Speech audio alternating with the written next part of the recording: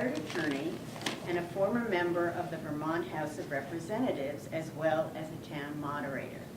Today's talk will be filmed and shared with the Manchester Historical Society so we can preserve these stories for future generations. Please welcome Mike, and thank you for coming.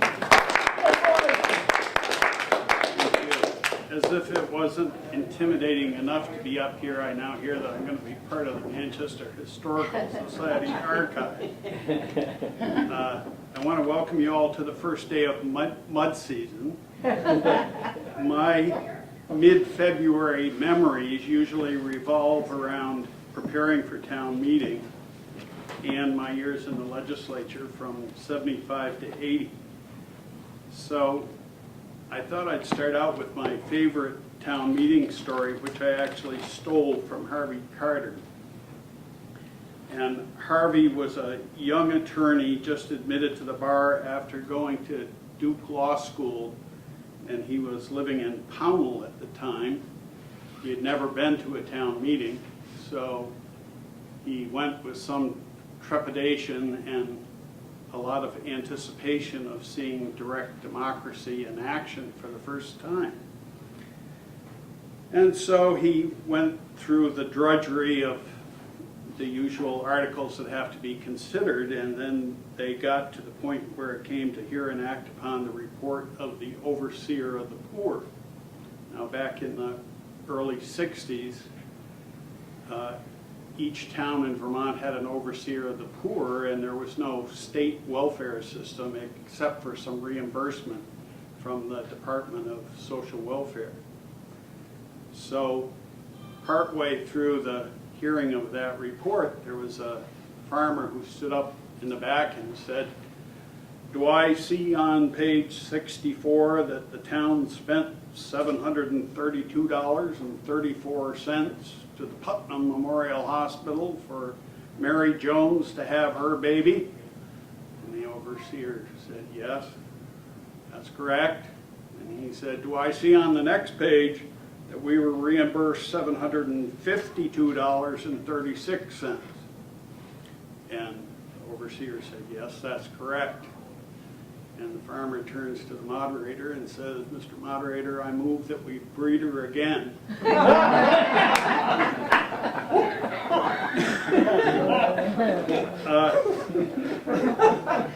Customs vary from town to town regarding town meeting, and when I was a rep, I tried to go to as many of the 5 meetings in my district as I could, always making sure to go to Landgrove where they had the best lunch. Yeah. I learned that from Warren Beatty, my seatmate. And in Peru, Angus Black had been moderator for many years at that point, and he had what he referred to as Procedure 1. So in Peru, they elected all their officers from the floor. There was no Australian ballot. And so if there was one nominee for an office and Angus didn't see anyone else standing up to make a motion, he would say, "Procedure 1," and call for the vote. And if Procedure 1 passed, that obviated the need for a motion to close nominations and a motion for the clerk to cast one ballot for the sole nominee. So that, in my mind, is a good example of Vermont ingenuity and dislike of wasting time on formalities. I also have a memory of a Peru town meeting that I went to. This one actually stretches over 2 years, so you'll have to bear with me. But the first year I went, David Van Scoter was the chairman of the select board. And when he was making his report, he mentioned that the fire department had complained because they had a lot of people renting houses in Peru who would come up and clean out the ashes from the fireplace, put them on the back deck in a paper bag, and wake up a couple hours later finding the place on fire. And when they call it in, they had no idea where they were. They were renting Joe Smith's house from Yonkers. So he said the fire department has suggested that we should have some street signs and street names. So he said we've come up with a list of names for each street in town, and it's our proposal that we put a sign up for any house that has more than any street that has more than 3 houses, and that it be this list, which they passed around to everyone.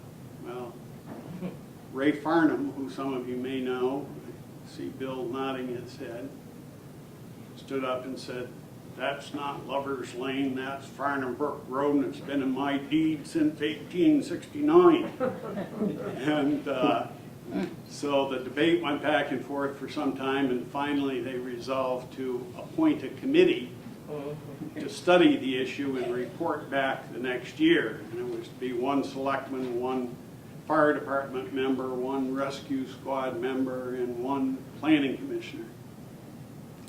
So the next year they came back and they had revised some of the names, and they had a model of what the signs would look like. And there was the same debate that it's not Lover's Lane, that's Farnham Brook Road. But Ray did not prevail on that one, and they debated for about 2 hours, and finally an old-timer stood up in the back and said, "If we put up all the signs that this committee recommends, we're going to look just like Dorset." They couldn't have had more contempt in his voice if he said Newark. And I talked to the road commissioner a few years ago when I was up in Peru at a planning commission meeting, and I said, "How often do you replace that Lover's Lane sign?" He said, "About 3 or 4 times a year." We've got a stock of them in the highway shed. So, if the town had listened to Ray. Why did it end up Lover's Lane? What was the? Because that was the vote of the town to adopt the committee's report. So I often think when I see the sign as I drive by or see it missing that had they listened to Ray, they would have saved a lot of money. Being a lawyer who does title searches, and I always used to do my own, I often delighted in Rupert, and I kind of developed my own rule of law, which is the further away you are from the seat of power, the less attention you pay to the law.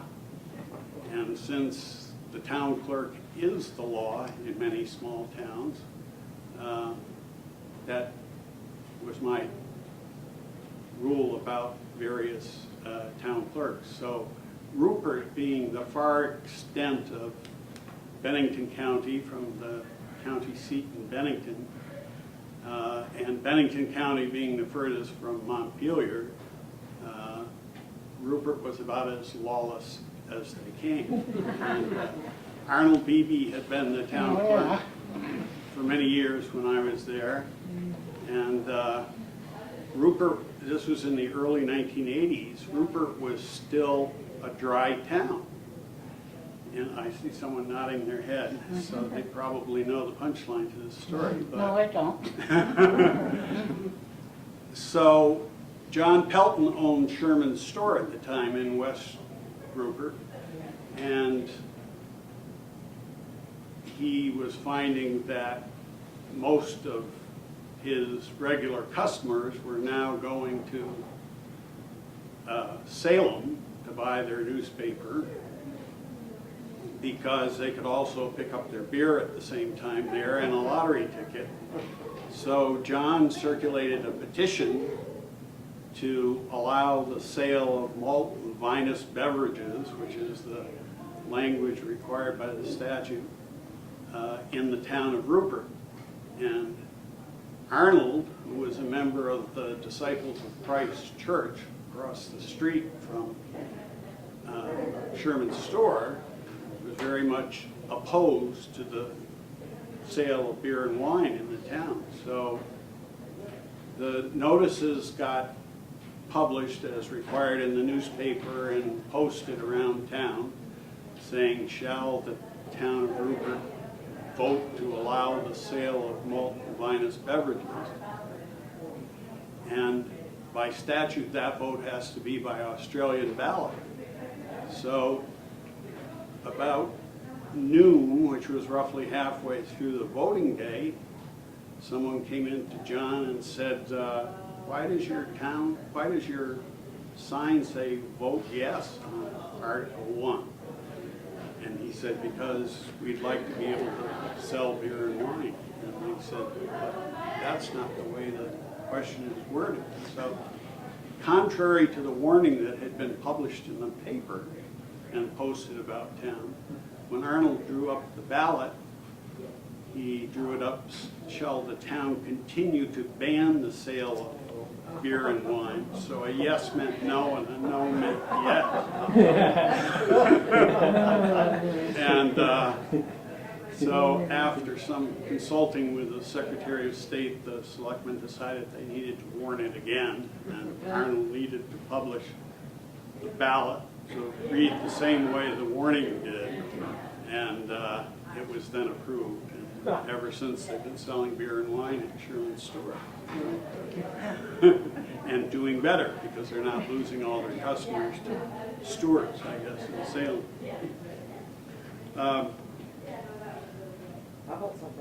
I was telling this story to John Whalen, John Lewis Whalen, being old John to some of you from Arlington. And he said, well, you know, Mike, John used to chew on the end of his tie sometimes. He said, you know, Mike, Arnold kind of inherited that position from his father, who was also a little cantankerous. He said, one time I went over to do a search in Rupert, and it was late January or early February, and the temperature was 0, and at that time the town clerk's office was in a chicken house just outside of JBB's kitchen window. And so John parked his car, and he saw a car already parked there, and the dealer plate on the back indicated it was from Montpelier. So as John went around the building to get to the door, he heard a tap on the kitchen window, and it was Jay, and he was motioning him to come in. So John went in, and he said, don't you want a cup of coffee, John? It's awful cold out there. So he sat down and had a cup of coffee, and Jay kept going to the window every few minutes. So John said, who is that guy out there? Because when he went around the corner, he could see in the window, and there was a guy who had a fur hat on and thick gloves, and he's going through the books like this. So Jay said, oh, he's an auditor from the tax department, but he'll be gone soon. And sure enough, a few minutes later, they heard the car start up and zoom away, and Jay said, there, now we can go turn the heat on.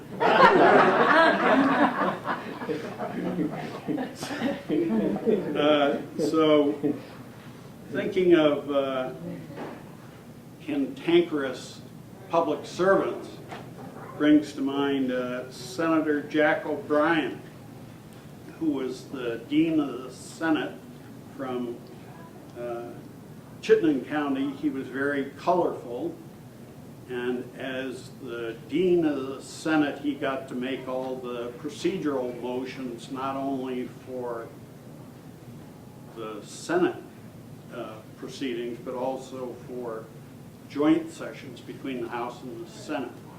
And if any of you have ever been in the Vermont House chamber, you know there's this row of seats behind the speaker's podium that look kind of like thrones.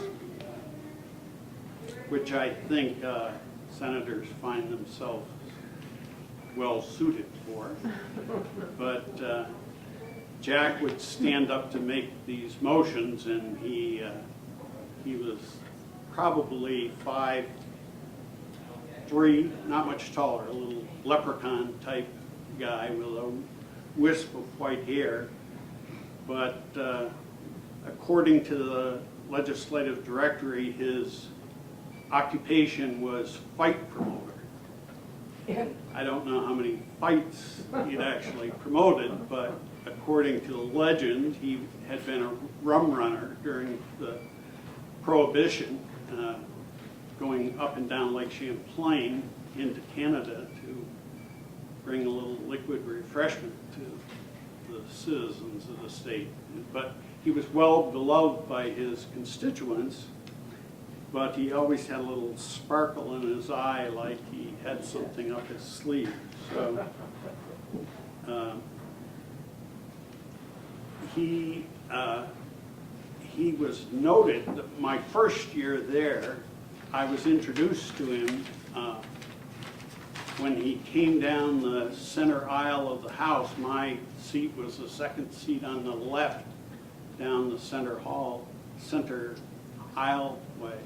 And he came down during the middle of the prayer one morning that began the service and said in his inimitable voice, "How'd you vote on my bill?"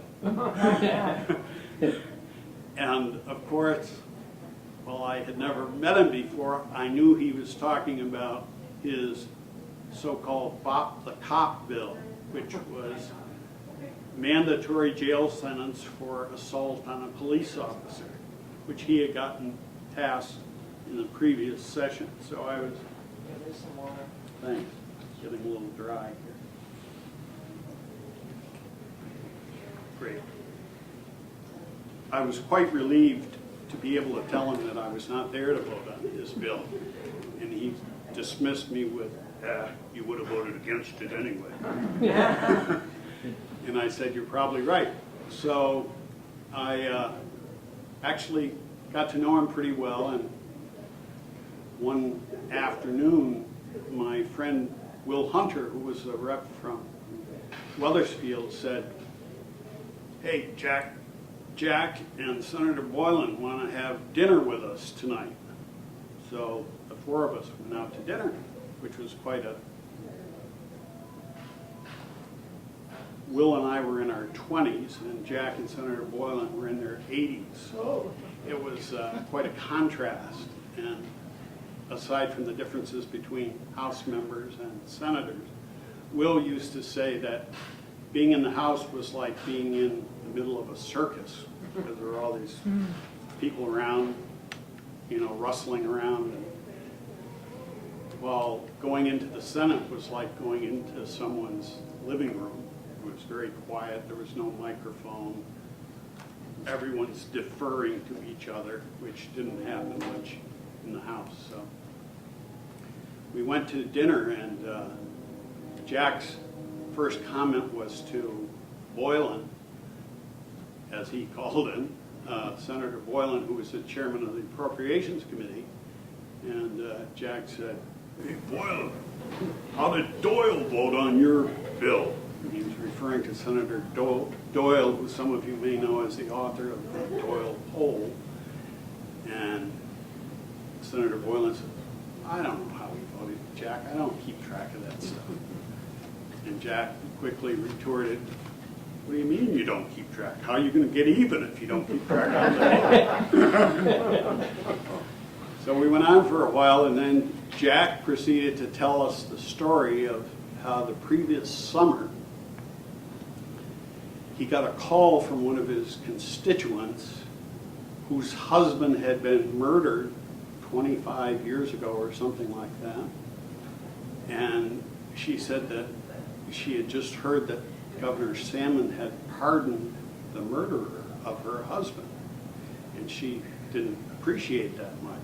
So Jack said, "I called my nephew Pete and had him drive me over to Montpelier."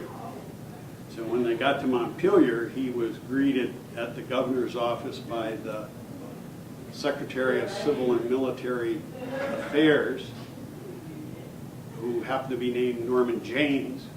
And so as he's telling Boylan, he said, you know, it was Salmon's valise carrier there, Norman. And so he said, well, the governor's very busy. I'm sorry you can't see him this afternoon. Would you like to make an appointment? He said, I'm not going to make any appointment. I'll sit here until he comes out. So about 10 minutes later, the governor came out, and Governor Salmon was very tall, and of course Jack was very short. But Salmon had this habit of shaking your hand like he was sawing wood with a crosscut saw, and in doing that he pulled you in close to him. So he said, Salmon said, what's bothering you, Jack? He said, what's bothering me? You pardoned a murderer, a convicted murderer. And Salmon said, now, Jack, you know, that man served over 20 years in jail, and why, he was just a young fellow like your nephew Pete here at the time that happened. And Salmon turns to us and says, imagine that, comparing my nephew to a convicted murderer. So Governor Salmon and Jack didn't have much in common after that, even though they were both of the same party. But one of my favorite stories about Jack was, I believe it was 1978, but it was the same year that Will and I went to dinner with him, whatever it was, and he told us about how he'd been to the Winooski Senior Citizens Center just before the session started, and they talked to him about how they wanted to have a pool table in the Winooski Senior Citizens Center. And this is kind of an object lesson in how legislation actually gets passed. So Jack, being the senior-most member of the Senate, was on the Appropriations Committee with Boylan, and so when actually the budget hearings of the Appropriations Committee are very boring, and they consist mostly of listening to the bureaucrats come in and try to justify their budgets before the committee. The committee asks a few questions, and then they go on to the next, whoever it is. So they spend months doing that. So Jack made sure he had on his calendar the day that the Office on Aging was going to be presenting to the Appropriations Committee, and when they came in, the person in charge of the Office on Aging at that time was a woman named Jackie Schweenhard, and so when it came time for questions, Jack said, my constituents want a pool table in the Winooski Senior Citizens Center. And she went to her budget printout, which was about this thick, and she's flopping through, and she said, oh, well, Senator, we're going to add another social worker at the Winooski Senior Citizens Center this year, so we won't have any money for a pool table. And he said, they don't want a goddamn social worker, they want a pool table.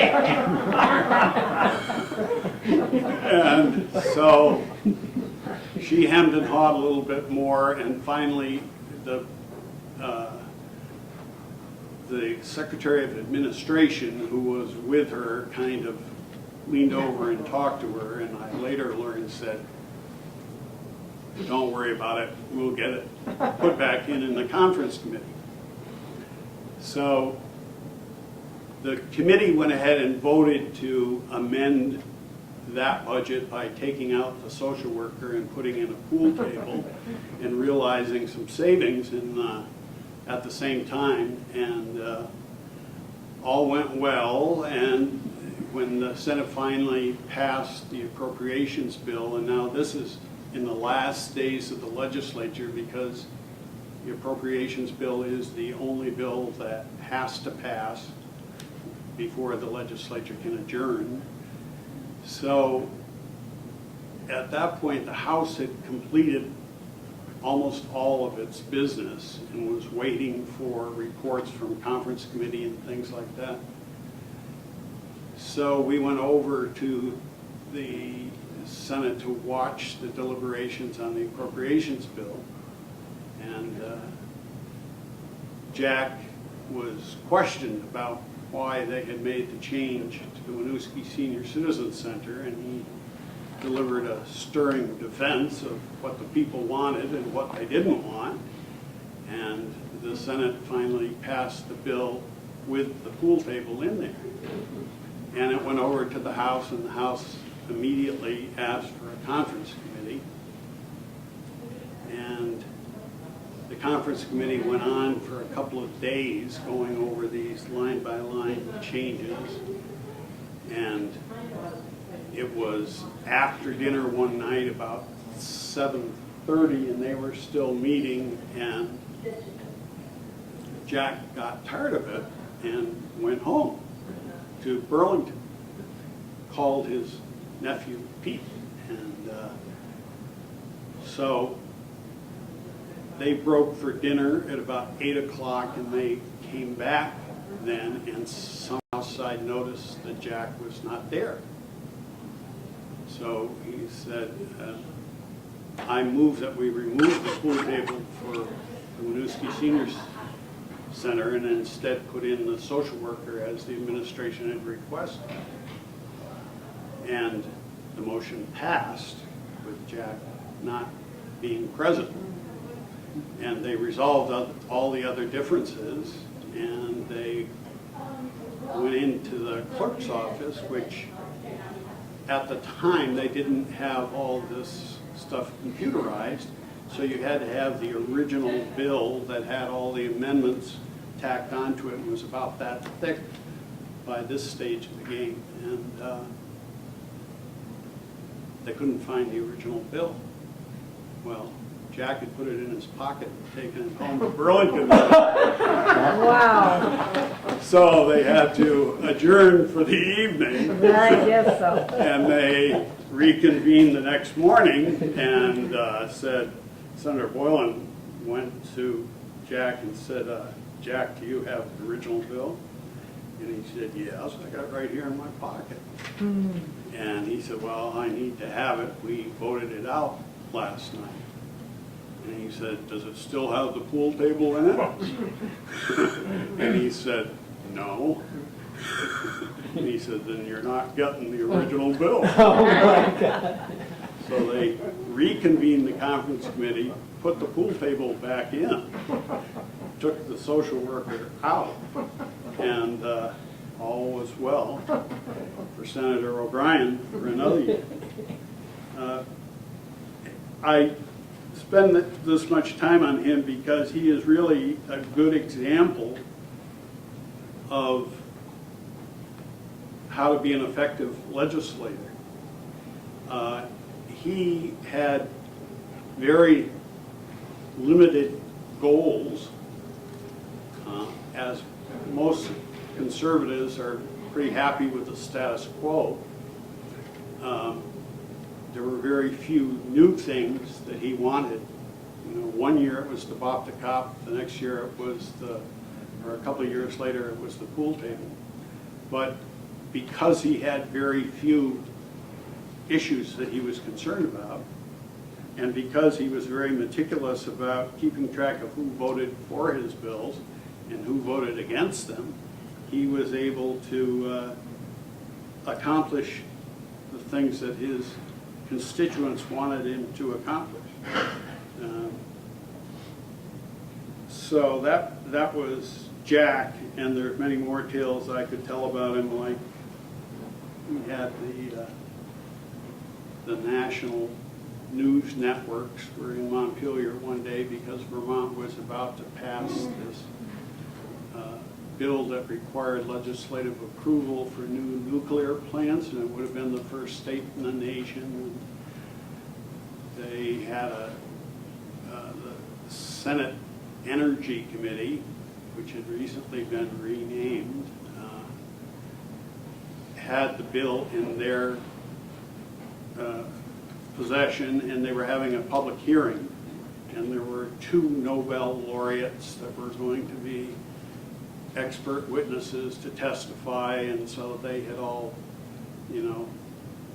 hustled this information to the networks, and there were 3 network cameras there taking pictures of this public hearing. And the Nobel laureates testified, and Marshall Whitten, actually, from Bennington, who used to practice here in Manchester, had been chairman of the House Appropriations Committee. He had been defeated then and was not serving at this time, but he came to testify in favor of this bill. And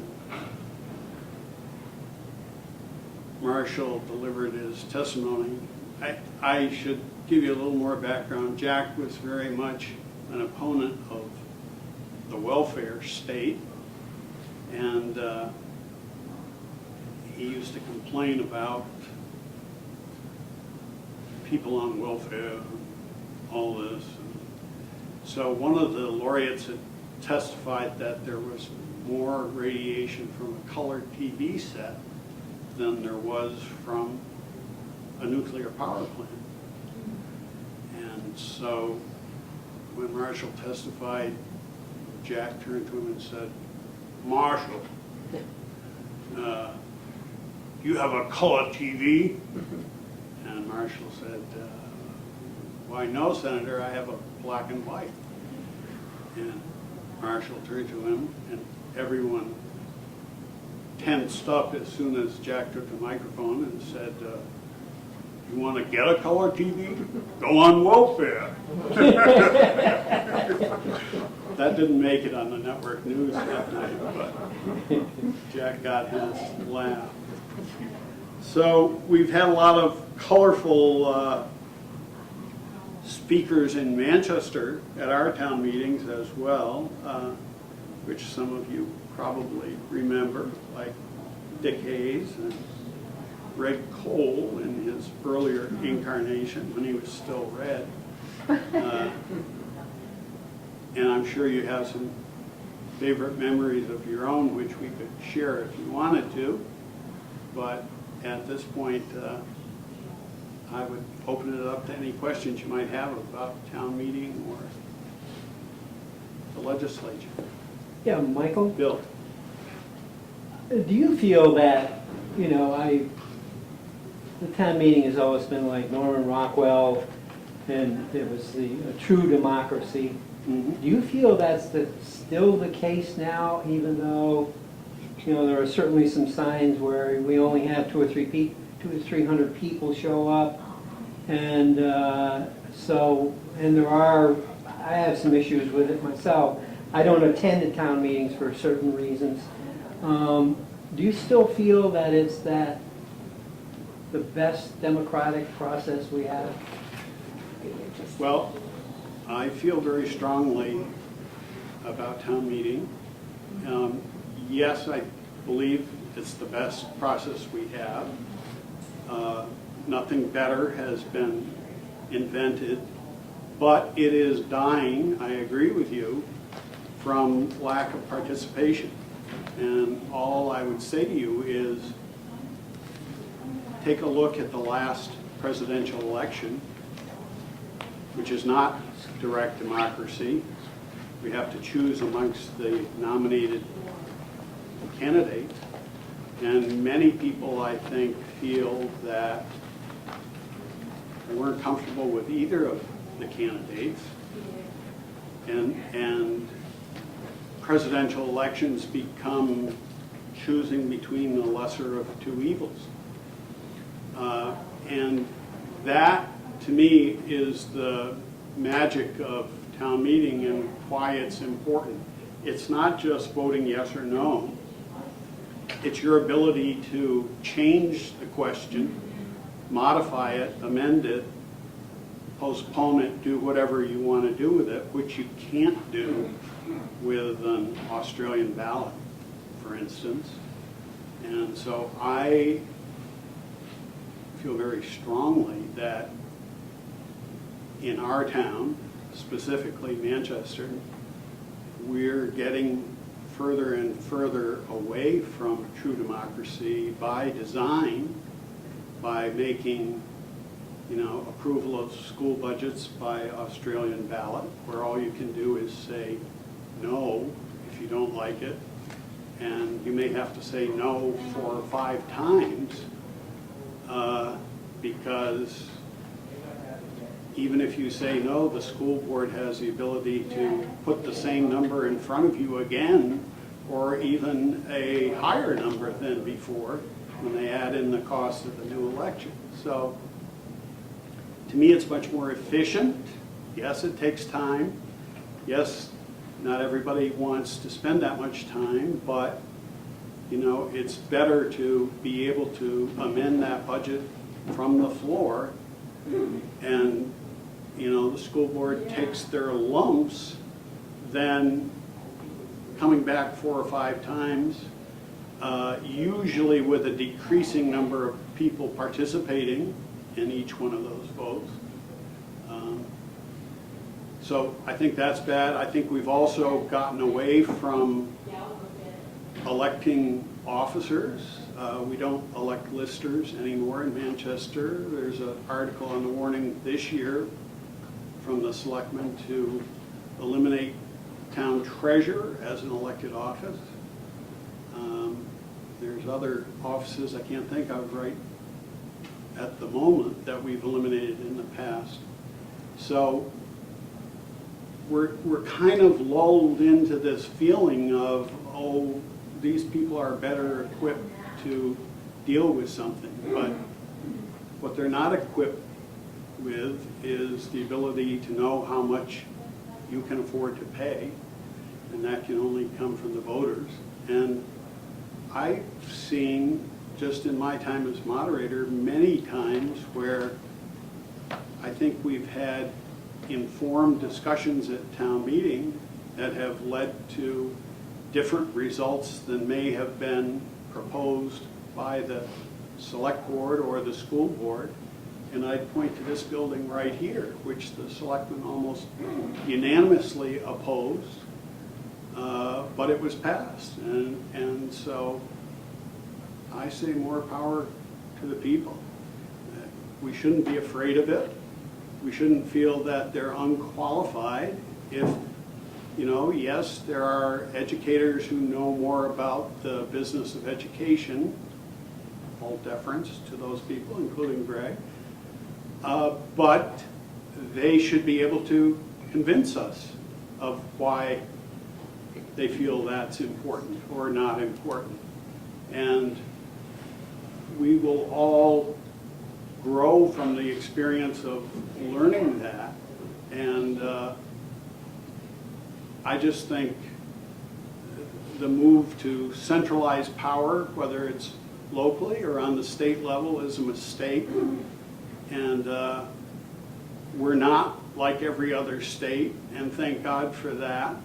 We have a bottle bill, we have Act 250, we have the billboard law. None of those things we would have if we did what everybody else did or what the experts think we should do. So it's time consuming, it requires your input, it requires your thinking about things, and it requires your participation and voicing your opinions. But it's better than being told that something happened, which doesn't appear in the minutes of a meeting, but that's the way it is. Yes? Very often there are non-binding sort of issues that come up.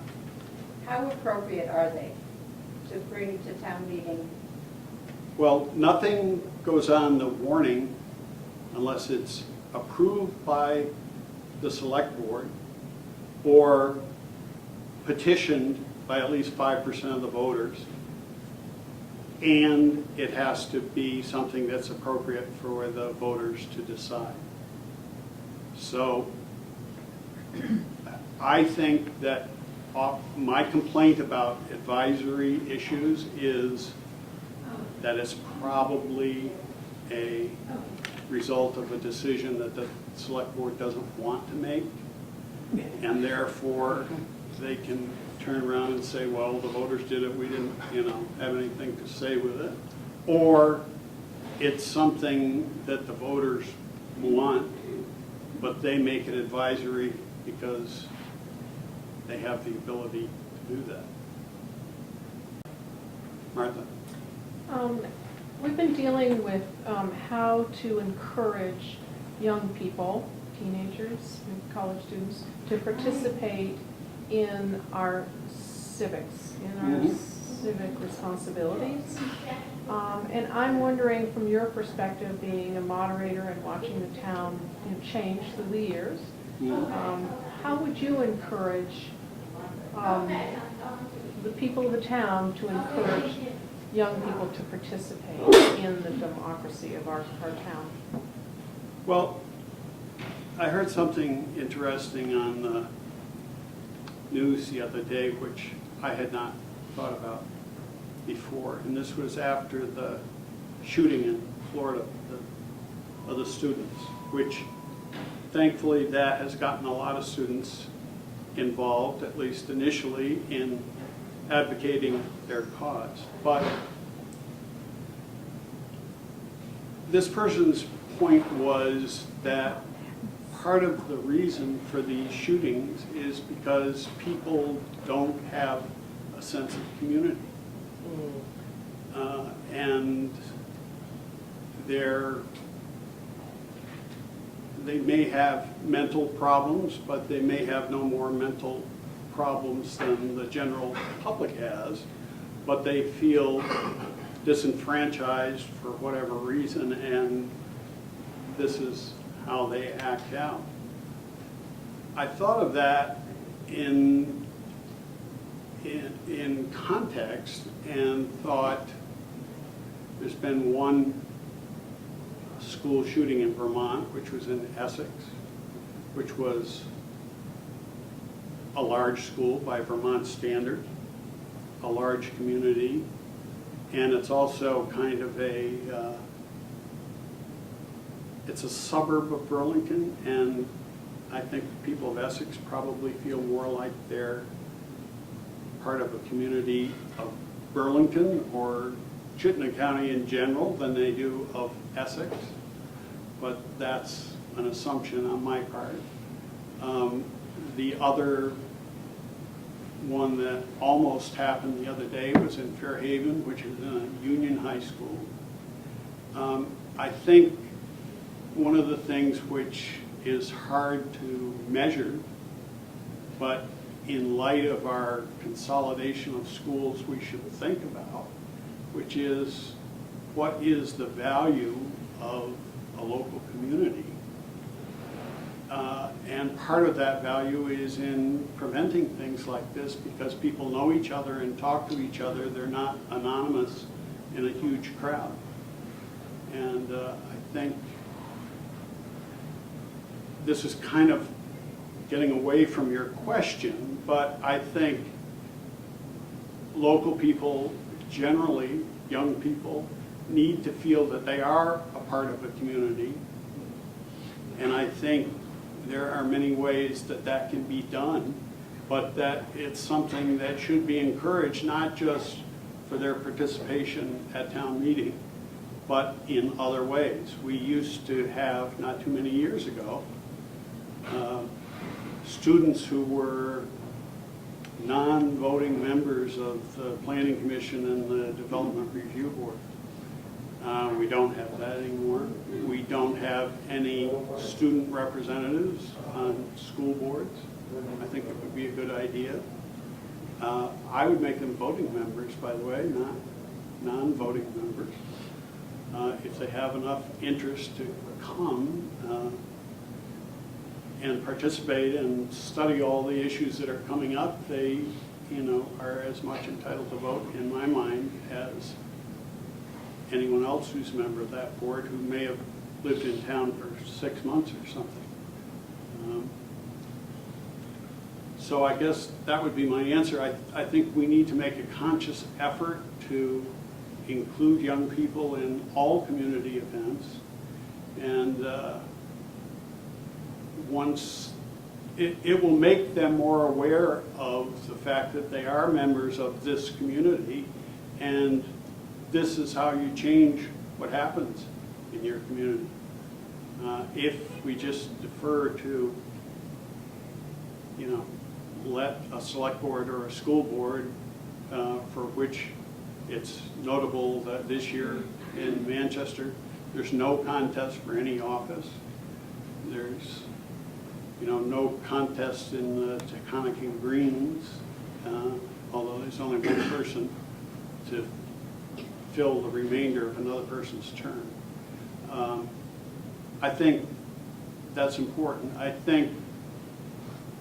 I don't understand why the Taconic Greens is having a separate meeting in Londonderry from a regular town meeting, because when we adopted the articles, they said that all votes would be by Australian ballot.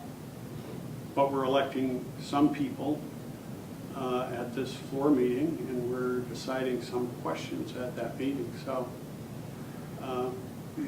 I think we have to be intentional about every step we take as a government to include young people, to include all aspects of the community, not just young people, not just old people.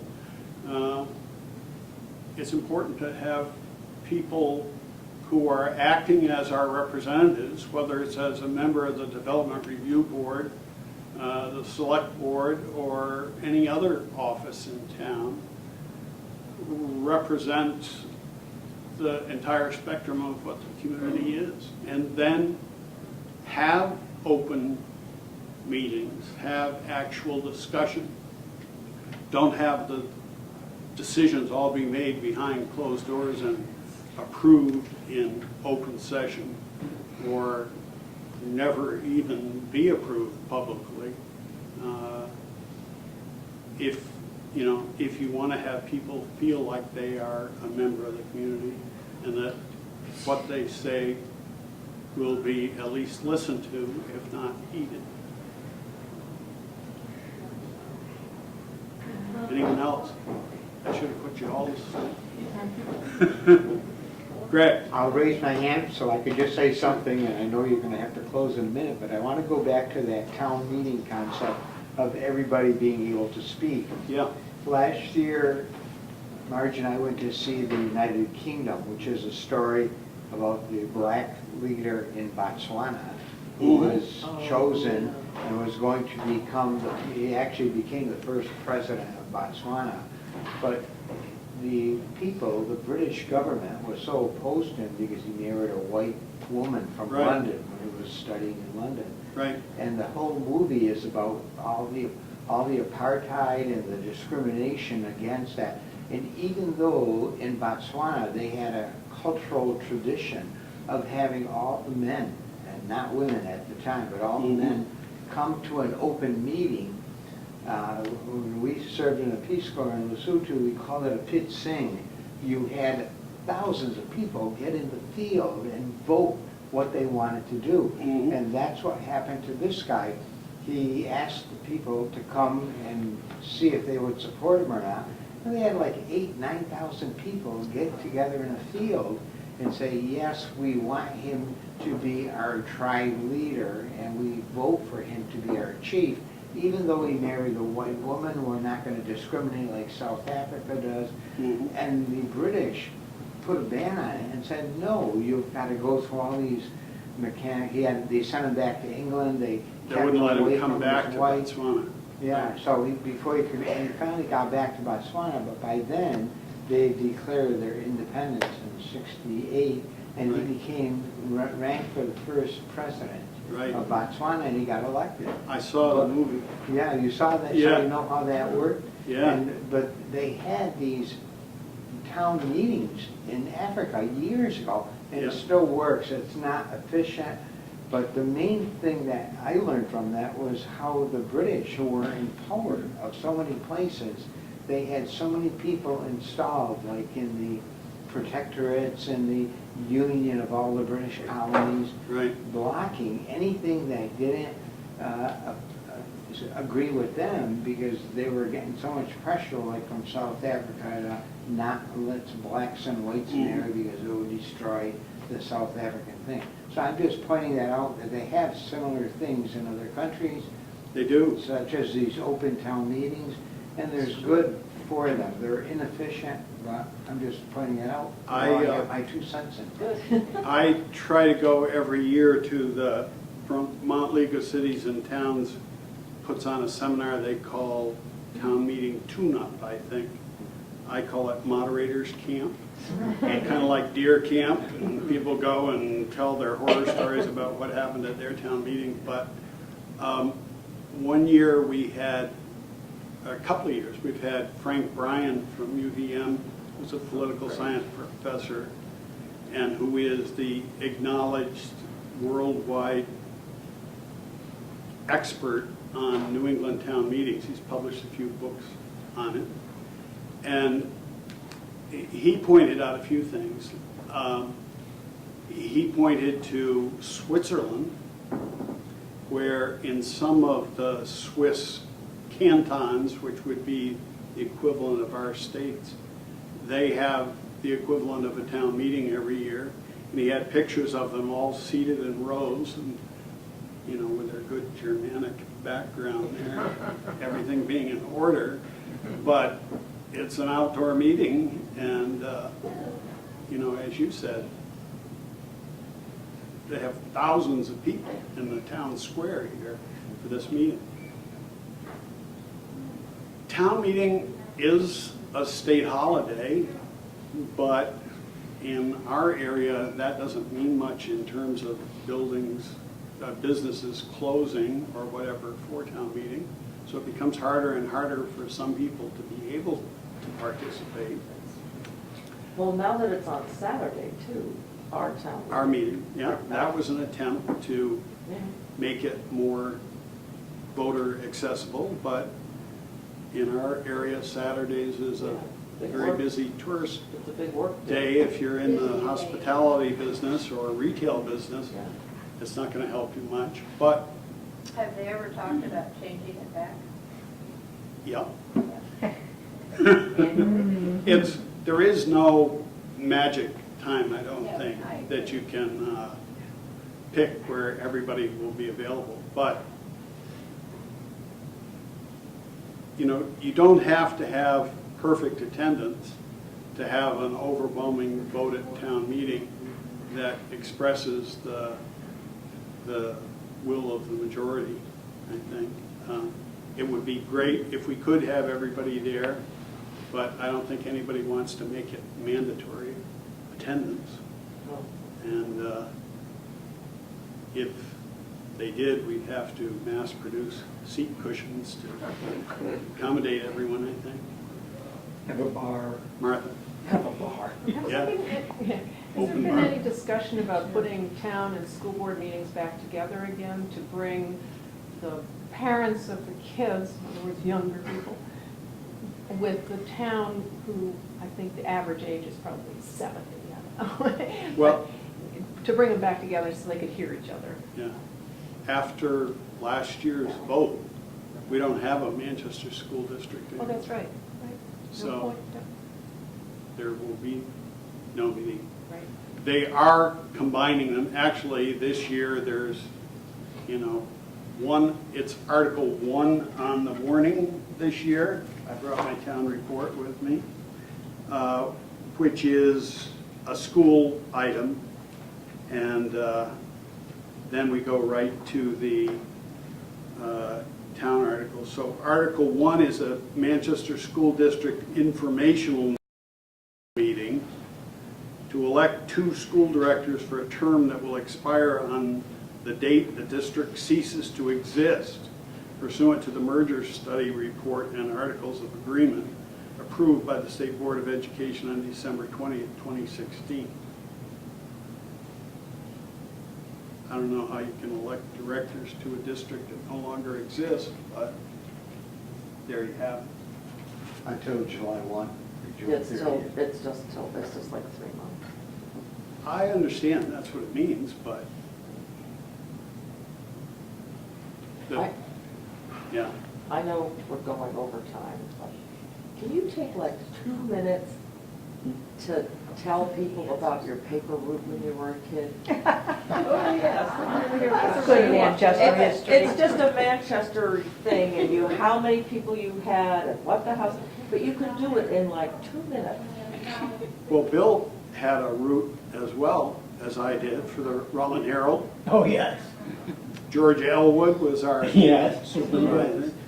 And we were not employees of the Rutland Herald, we were independent contractors, independent carrier merchants. Yeah, very independent.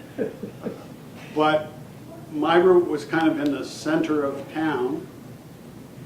And I counted up a few years ago now how many residences I delivered papers to between Malfunction Junction and Ways Lane. So it's just a little bit up to Stewart's. Yeah, up to Stewart's. So I just let everyone make a guess as to how many. That doesn't mean every house, but I mean every house that subscribed to the Rutland Herald in that space of space. Georgia used to live in that area. I know it. Yeah, What time, what years? 1959, 1960, around there. Was the Herald or the Banner predominant back then? The Herald, because it was the only morning paper.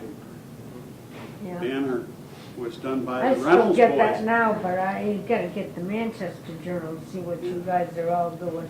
So how many were there, like, I had 31 customers I was on thinking Route 30. 7 imagine? between, many houses. There's not that many buildings now, are there? well, some of the buildings are gone, a lot of them are converted, some of them were Were they, multifamily. they were multi-family? A couple, a few. Were the neighborhoods in there still, or were they new at that point, like Hillvale and all that? Hillvale was after that, but not too long after, Hillville was the 60s. later 60s, yeah. And did you ride a bicycle to deliver your papers? Yeah, Of course. or walk in the winter. Where did you pick up your papers? They got We delivered to used my to ride our house. bicycle to school Yeah. Well, yeah. until Thompson said, Georgia, you gotta have a license. And we'd go, no. I still have my license We were just kids, plate and we'd for go it. to the town clerk, and there he is with his pipe in his mouth, writes it all out, and I put this little tiny green license plate on my bicycle. And thus began your life of crime. There was nothing but downhill after that. Everything went downhill after that. Yeah. So like when, like what was the first house, one of the first houses that got converted to a store, like from that time? Yeah, I wasn't even, You were around. that wasn't a house, that was Sophia Beebe's barn. Oh, yeah, yeah. Sophia Beebe was in the building out front that Right. most recently was Overland Sheepskin. I'll tell you a story about Sophia Beebe. Yeah. And tell people where that is, oh, Overland Sheepskin, yeah. Yeah, across the street from the Sunoco station now. Lynn Bourne, who is Grub Bourne's father, who was fire chief before him, had just built their house on what's now called Cone Road, off of Wyman Lane. And Sophia Beebe lived in the corner house of Wyman Lane and Route 7. And she used to hire the Reynolds boys, Leo and Bob, to do her yard work. And Wyman Lane was a dirt road at the time. She had a big stone pillar right at the end of Wyman Lane. And then the road kind of wound in from there. Well, she had the Reynolds boys put some rocks out to mark the edge of her lawn because cars used to cut the corner there. And then one summer she started adding to her lawn every few weeks. They'd spread some compost on top of the road and plant some grass seed, move the rocks out, until it got to you could just barely get through with one car width. And Doris Bourne, Phil's mother, was coming through one day to check out the new house, and she scraped the side of her car on one of those rocks. When she got out of her car, she picked up the rock and threw it through the glass porch. That sounds just like it. Yeah, Scoop. Yep. Scoopy. yeah. So after that, the Things change. selectmen took notice and had her move her rocks back to her property line. Oh, my gracious. Either way. So some of your paper route was on Cottage Street and Lyman Lane where you lived? I lived on Bonnet Street at that time. Oh, But yeah, I had Cottage Street, I had Mountain View Terrace, and oh, yeah. Bonnet Street. My route was right up this road. Yeah, north of town. Yeah, Yeah. used to go up to Bischoff's. Where'd you cut off, Bill, about by the funeral home? I'd Miss Zulo. Okay. Yeah. Miss Zulo was the start. That's Candeleros. He came all the way up. Yeah. I don't know how many I had. That one to Bishops, it was like a half a mile to drive for one penny. Yeah, Oh, yeah, that's a good point. Basically. it's So, kind of like, the I had brick Joe house. Fowler up on the top of that. Right. Oh, when yeah. Store is. But he paid me 75 cents. a There you week. go. Yeah. Know where the money is, right? That's when the paper was only 47 Yeah, cents a right. week. Yeah, he appreciated my huffing up that hill. You mean on Ways Lane? Yeah. Yeah. Well, thank you all for coming, and make sure you come to see Bill's presentation.